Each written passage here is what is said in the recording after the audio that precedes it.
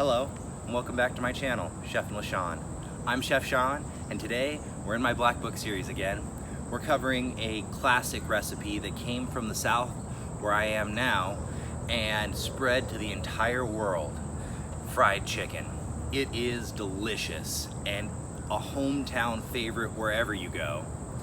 Today we're doing my Black Book version, which is a cornflake fried chicken fried in cocoa butter, sprayed down with chili vinegar that you will be able to find a recipe for in our previous video, How to Make Chili Paste Part 2. I love this recipe. It is aromatic, it is crispy, it gets those little ears from the cornflakes. It is bright, it's vinegary, it's spicy, it is sweet, and it is the best. I can't wait. Let's get into it.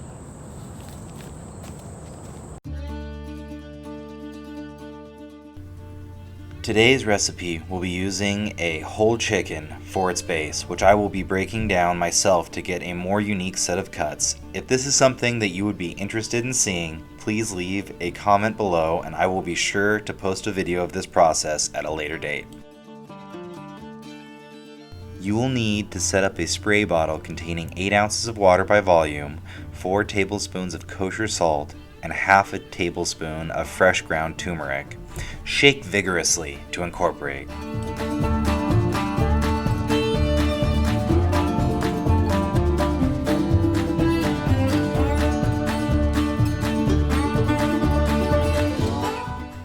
After which, you will need to lay out your chicken. I am using larger entree cuts, such as an airline breast with the tender still attached, full leg quarters, and flats with the tips still on. After laying them out, we will be spraying them down with our solution from earlier and placing them back in a refrigerated area, letting them sit at least overnight. The reasons we are doing this are that it will help enhance the flavor while allowing us to use less salt later on in our recipe.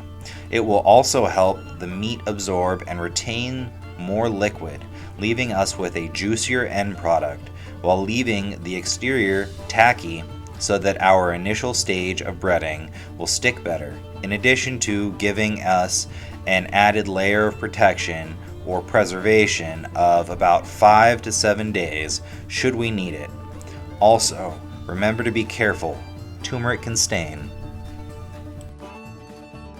For the next stage in our recipe, you will need 3 cups rice flour, 3 cups cornstarch, 1 tablespoon pink Himalayan sea salt, 1 tablespoon of chicken bouillon, 1 tablespoon of ground sage, 1 tablespoon granulated garlic, 1 tablespoon of turmeric, 2 tablespoons of lemon drop chili powder from our previous video on chili paste. See link in the description. You will also need 5 large grade A eggs, half a cup of almond milk, 18 ounces of real cornflakes. If you're not sure, check the ingredients on the back. The reason this is important are, typically speaking, imitation flakes contain higher levels of sugar, which tend to burn and are usually made from malto meal, which is mostly made from oats and won't stick very well. Also, 2 pounds of cold-pressed food-grade cacao butter. Please make sure it hasn't been deodorized, or your end product will end up being much less amazing. The first step in setting up your breading stations will be to quickly stir together your seasoning blend with the rice flour and cornstarch, then sift them together in order to ensure everything incorporates while leaving the mixture fluffy and airy. Coat your chicken in this thoroughly.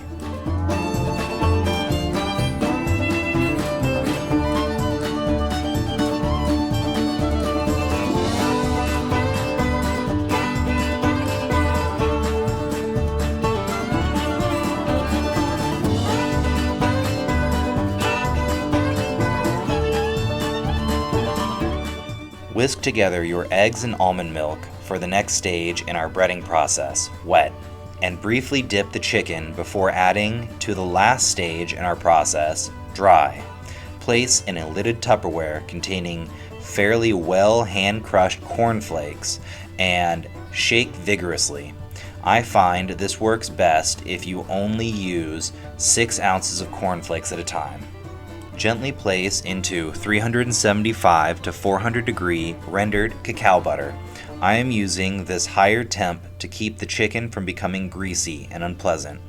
We are going to let it cook 70% one side and 30% the other. For reference, my largest piece, the airline breast, took just under 9 minutes at this temp. If you've never cooked with this beautiful aromatic fat, cocoa butter, before, here are a few things that will be helpful to know. Cocoa butter, when cold pressed, has a smoke point of around 425 degrees, and unlike other types of fat, cocoa butter is more insulative or saturated, leaving it solid at room temperature, which will allow you to separate it from the chicken fat that will render out during the cooking process, allowing it to be used longer. But also, this means that it will take a little more effort and planning to work with. My recommendation is using an aluminum pan which will heat faster, giving you more control, instead of a more traditional heavy bottom steel or cast iron. And I really wouldn't recommend using a deep fryer, since it will form a solid as soon as it cools and will be very difficult to remove.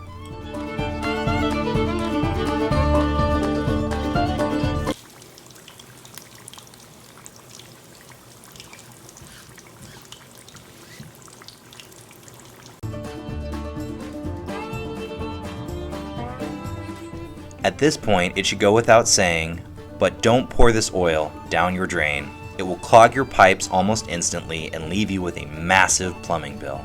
You should also pour it immediately through a chinois or fine mesh strainer once you are finished frying. This will separate out most of the little bits of breading and other junk, which will keep cooking until long after they have burnt, leaving the fat with a very unpleasant flavor because it's so insulative or saturated, and will take a little longer to cool down, which also means getting burnt will suck a little bit more, so please be careful.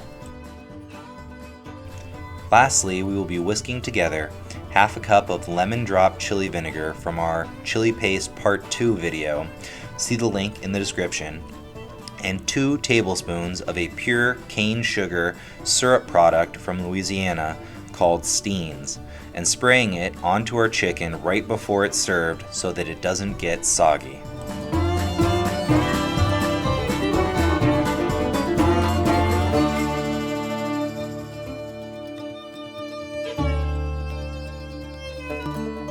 If you enjoyed today's content or want to see more, please like, subscribe, or follow us on Instagram. And as always, thank you for tuning in, and we hope you will have a beautiful day.